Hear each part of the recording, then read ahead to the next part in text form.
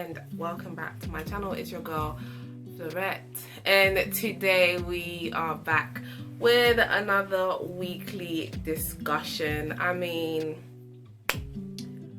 if you like videos, commentary videos about love, life, relationships, and general things that are going on in the public, like celebrity stuff that we can then apply onto our own lives, the lessons we learn and we can apply onto our own lives. If you like those kind of videos, continue to watch this channel and hit that subscribe button and like and share this video with all your friends and family members.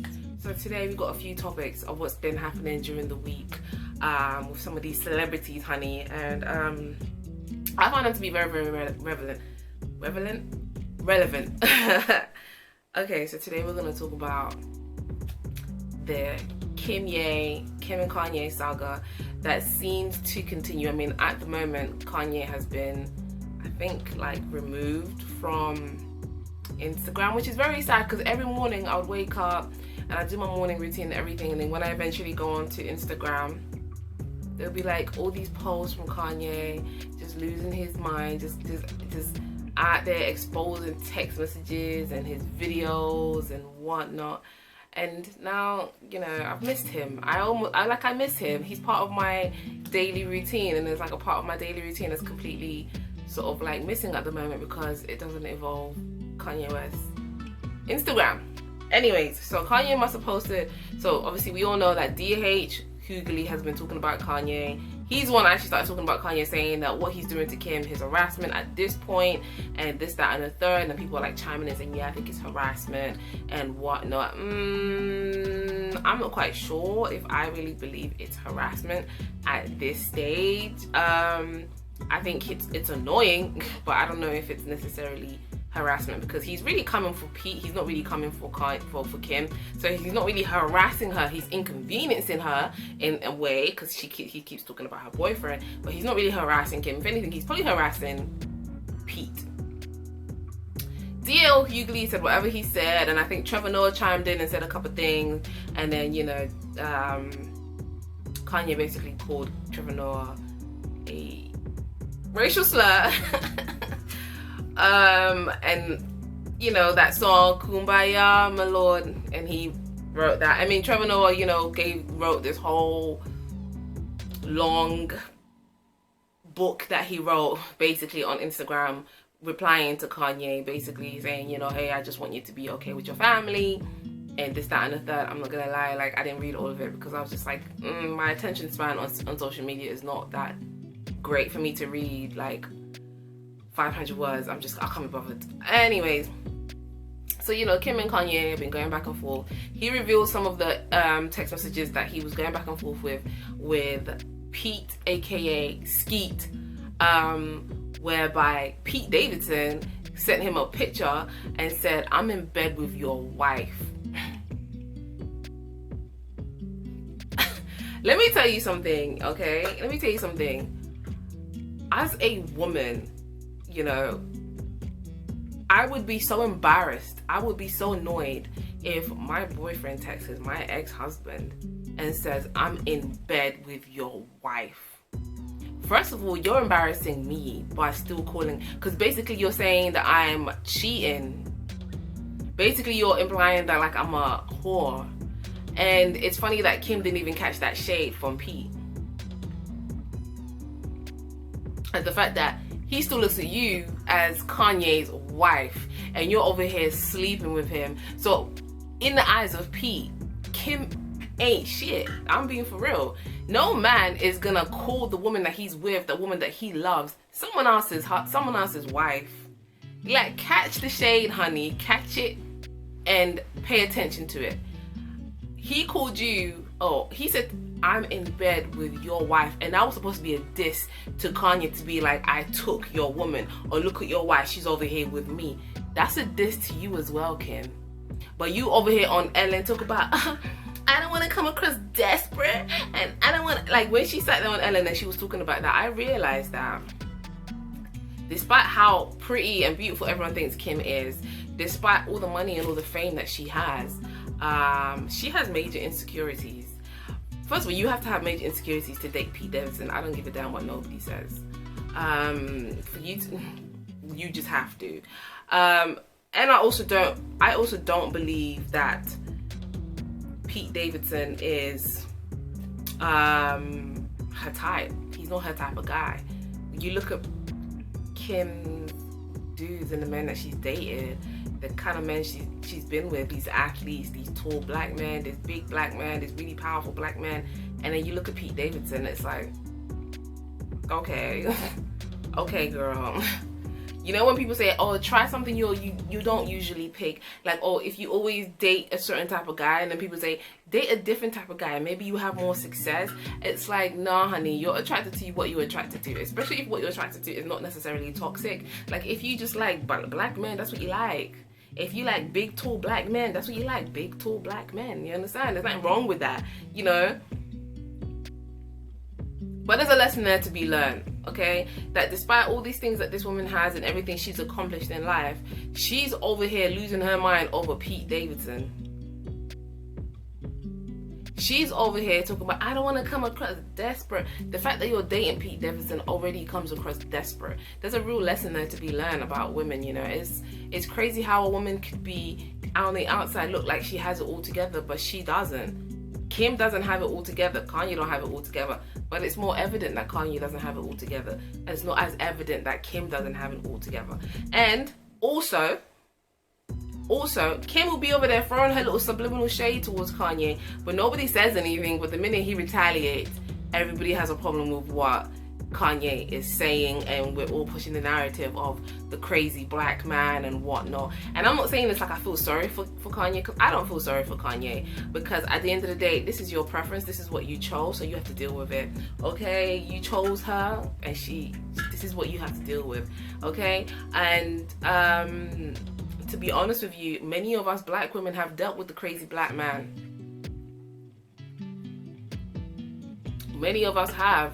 Okay, many of my friends, when I speak to them about certain men that they've dated, black men, we've all encountered at least one crazy black man in our lives. Okay, I've encountered one. I've encountered two. Okay, and this wasn't even like a serious anything. It was like second date in, I'm like, you're crazy. Like, it just clicked to me. It was like, you're crazy. You're the type of dude that if you was to get in a serious relationship with them and then you break up, they do all types of crazy stuff. They follow you at work, and they follow you at home. They stand outside your house. They call your mom. They call your friends. I remember there was this guy that we almost dated, and I don't know, I didn't feel like dating him. I didn't like really like him, and I was like, we organized a date, and I said, nah, I don't want to go no more. And this guy would call me every single day, like 40 times a day. Okay, I have an iPhone, so like, you're killing my battery at this moment. He would call me all the time. I would look at my phone, be like 20 missed calls, 30 missed calls, 40 missed calls. The psychopath of a guy. Then I think when I was on this dating app, he was on there as well, and he had changed his name, changed his age, and started hitting me up again, and was like, hey, remember me, this and that. I'm like, why does your age say 37? Like, how are you 37 and you was 37 like 4 years ago, 3 years ago? How are you still 37 3 years later, right?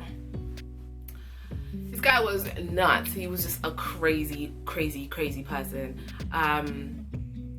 Then he would be on my Instagram, like just lurking on my Instagram. And then one day as a joke, right? This was like last year, 2021, I still had the screenshots of like having like 40 missed calls from a private number. And I was like, oh, I remember this crazy person. I wonder how they're doing, or something like that. And then I started having missed calls again. The minute I posted it on my Instagram, 20 minutes later, I was getting all these missed calls from this private number. I was thinking, who the heck is this, right? So I thought, let me pick up. I pick up the call now. It's the same crazy guy.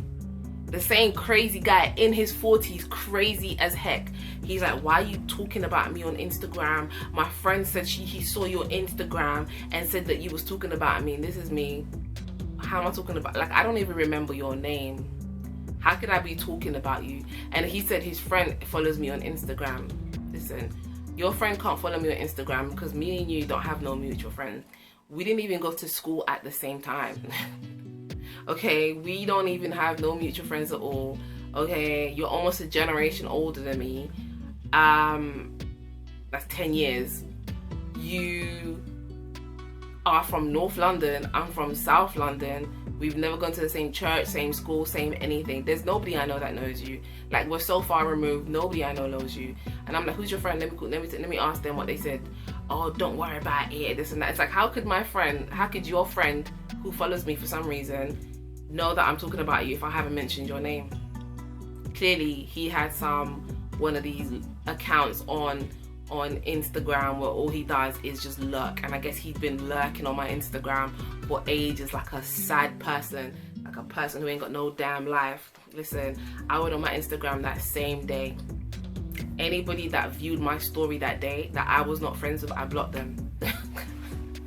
I don't give a damn, I blocked them. Anybody that wasn't a friend of mine that was viewing my stories, I blocked them. I still do that today. If I see certain people that I'm not quite sure who you are, I just block you. I block you. Crazy psychopath. This guy has a 7-year-old or 8-year-old son. He's raising a kid. Like, your behavior is so alarming, and you're raising a kid. So many guys like this in the world, you know. So many guys, like, these would be the same guys sitting on the internet talking about how they're alpha male and they're 6-figure earners. You're 6-figure earner, but you're lurking around someone's neighborhood. You're over here lurking on someone's Instagram. You're so desirable and so wanted by so many women, but here you are on my Instagram in 2021. And the last time I spoke to you was 2018. So for you, you've been lurking my Instagram for 3 years like a sad person. So Kim, welcome to the club of the crazy black man that we've all had to deal with. Okay, I don't feel sorry for you either.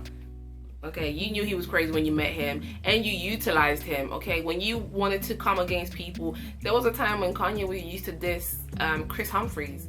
Remember when Chris Humphries used to play for the Brooklyn Nets, and then Kanye was like dissing him in his songs and stuff, and Chris Humphries had to like get a gag order on him to stop him from talking about him, and nobody said anything about that. In fact, they even used it on their little Keeping Up with the Kardashians, and they were there and kikiing about it, laughing about it, that, oh, he got a gag order on Kanye because Kanye was talking about him. You know, and they were laughing about it. It's your turn, sis. It's your turn for you to face the pettiness of Kanye West.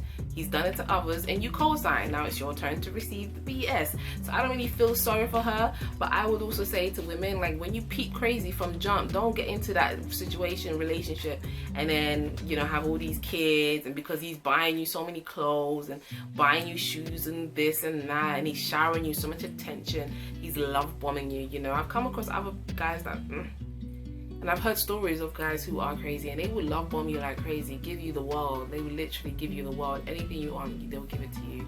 And in the end, you find yourself scared to leave your house because he's lurking behind some tree somewhere, lurking behind something. You know, you hear stories of black women. A few years ago, we heard a story of a black woman there in the UK, and her ex-boyfriend was crazy, and she was trying to break up with him, and he didn't want to break up with her, and she was pregnant for him as well. And one day she was walking through a park. She didn't know that he's been stalking her. He's been following her. She's walking through a park. He's been following her. He's following her through that park. He turns around, stabs her, and kills her. Okay, because he couldn't take the fact that she broke up with him. Can you imagine? That's the craziness. That's the level of craziness. And I don't wish this on Kim, but I mean, she has security, so she's fine, because us regular chicks, we've managed to, you know, deal with that kind of thing. But, you know, good luck. So now we're moving on to Bella Hadid. So Bella Hadid, it has come out that she's had a nose job. I mean, we know she's had a nose job, honey. Like, you didn't have to tell us you had a nose job. Okay, we can see that you had a nose job now, okay? Because you had a Middle Eastern nose back in the day, and now you don't have that. Okay, so Bella Hadid came out and said that she's recently had a nose job when she was 14 years old, and she's like 20 something now. And people were coming at Yolanda, you know, like, how are you gonna allow a 14-year-old girl to go over there and have a nose job and whatnot? And one of the things that Bella Hadid said that I thought was so interesting, I'm telling you, she sounded like Umar Johnson. She said she regrets, you know, what did she say? Oh, she said she wished she kept the nose of her ancestors. I said, you better put on a dashiki and some beads and get you a drum okay, and start talking about your ancestors. Because her saying that, I was like, that sounds like such a Pan-African thing to say, such a, like, you know, back to Africa thing to say, you know, that kind of language, that Umar Johnson type of language, like, I wish I kept the feature of my ancestors and that, all that kind of stuff. And it's crazy that, you know, she now has regrets in changing her features, because now she looks very European. Her mom is Dutch, her father is Palestinian, so she changed her feature that gave her that distinctive Palestinian look, and now she just looks like a white girl from Europe somewhere, you know, which probably is what her mom wanted, because we all know Yolanda now. We all know, you know, when she was on that show telling one of the workers in her house that was Latin, telling him to speak English, that this is America, you should speak English, okay? And then she sat at that reunion and talked about how, oh, when she came to the US from the Netherlands, she didn't speak a word of English, but she tried her best. Like, listen, I read online something like 93% of Dutch people speak English. In fact, not only do they speak English, they are taught in English in school. So, Yolanda, you spoke English when you moved to America, okay? You didn't go over there just going, yeah, like, girl, stop. You spoke English fluently when you moved to America, which then means you had a leg up on immigrants, because she didn't move there as an immigrant. She moved there by choice because she wanted to be a model, and it wasn't working out for her in Europe, okay? That's why she moved over there. She didn't move to America or like she was an immigrant like other people moved to America, and then she had the audacity to sit there and tell that man, you need to learn English. Girl, shut the hell up. Anyways, so people are now speculating that the reason why Bella Hadid even had her nose job was because her mother didn't want her to look Palestinian, and her mom wanted her to look white like her, you know, because Gigi already looks white, you know, she just looks like a white girl with blonde hair, that sort of all-American typical sort of look. And her brother, we don't really talk about him. So, you know, she talked about changing her features and, you know, and whatnot. People were dissing Yolanda, like, you know, she's the one that made this girl do that, you know, she put it in her head. And Bella also said that she always felt like the black sheep, you know, which for me, you know, we need to stop all these negative analogies where we use black, okay? Black sheep. Why you see green sheep? Okay, we get it. There are no such thing as black sheep, but there's no such thing as a green sheep or a blue sheep. I don't like all these, every time it's like anything black is negative, black male, you know, the black sheep. It's like, come on. Anyways, now, so with that, right? You know, like in the black community, we have something very, very similar as well. Like the whole natural girl thing, having your own, like your natural kinky hair, the hair of your ancestors kind of thing. I think that's beautiful. If you want to have natural hair because you want to have natural hair, you should do it. If you want to have natural hair to honor your ancestors, then do it. You know, like, so recently I went back to that creamy crack now. I went back to that relaxer because natural hair wasn't working for me in the way that I live my life. I can't spend a day washing my hair. I can't spend hours and hours trying to get ready and do my hair. And when my hair was out, my hair is so coarse and so tough, like I just couldn't handle it. I did it for 3 years, and I can say I gave it 3 solid years. I spent money and I really couldn't handle it. For the most times my hair was braided because I couldn't, that's the only way I could really manage my hair, which constantly, my hair just constantly being braided, you know, and that kind of stuff. If your hair isn't strong enough, that could really mess up your hair, that could really mess up your ends, your edges, you know. Like the last couple of hairstyles I've done, you know, they've left this part of my hair a bit sparse and this part of my hair a bit sparse. So I want to like not do braids on for a bit. This correlates. So, you know, black people be like, oh, if you ain't got natural hair, you ain't honoring your ancestors, and you ain't honoring your this and that. You trying to be a white girl. You not proud to be black African and this and that. You need to keep your African hair. Who taught you to hate your hair? Like Dr. Minister Malcolm X said. Let me tell you something. I didn't change my hair to be Caucasian. Okay, and a nose job is more of a permanent thing. Hair grows, you can, like if I want to go natural, I just have to wait like 8 weeks and I just cut all this hair off and I have a natural afro underneath. Do you understand?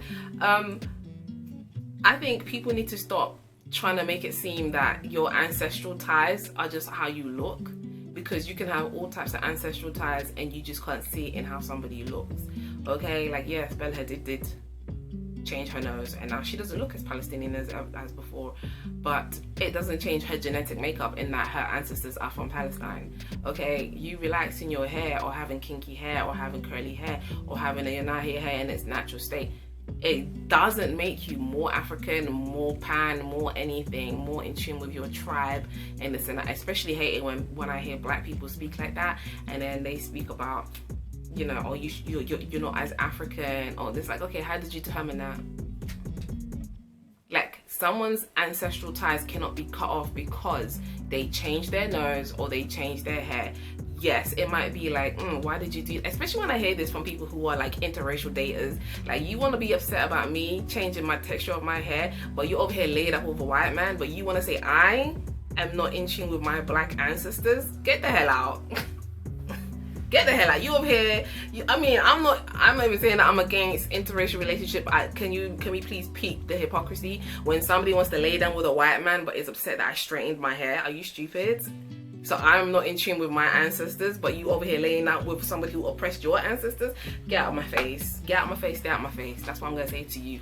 That's what I'm gonna say to you. Do you understand? So for me, like, Bella, girl, we get why you changed your nose, because at the time in modeling, that nose that you had before, no one would have accepted it.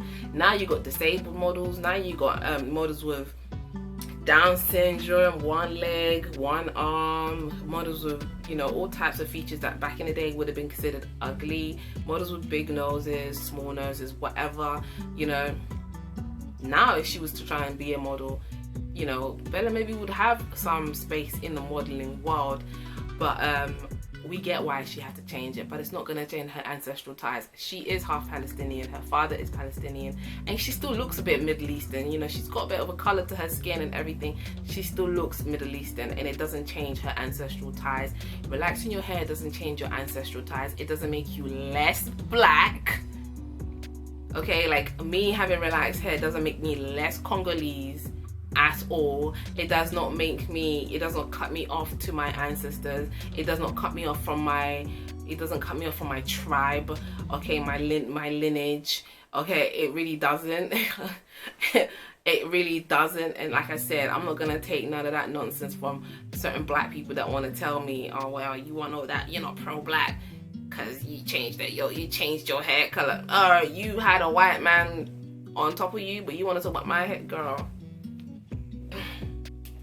Anyway, a little summary of this week, of the week gone by, really, and what's been happening. I mean,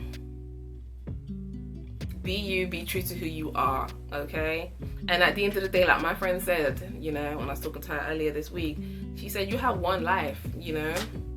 And if there's something you don't like and you want to change it and you think it's going to make you happy, like, change it. Do you know what I mean? Like, change it.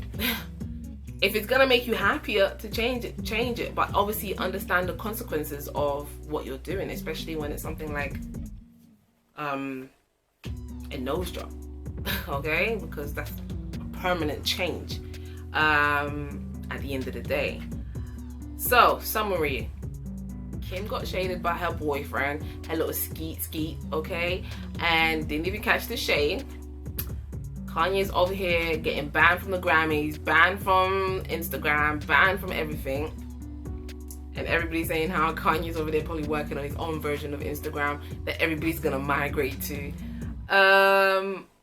Changing your features doesn't necessarily mean you are not proud of where you're from. You might not just be comfortable with how you look like.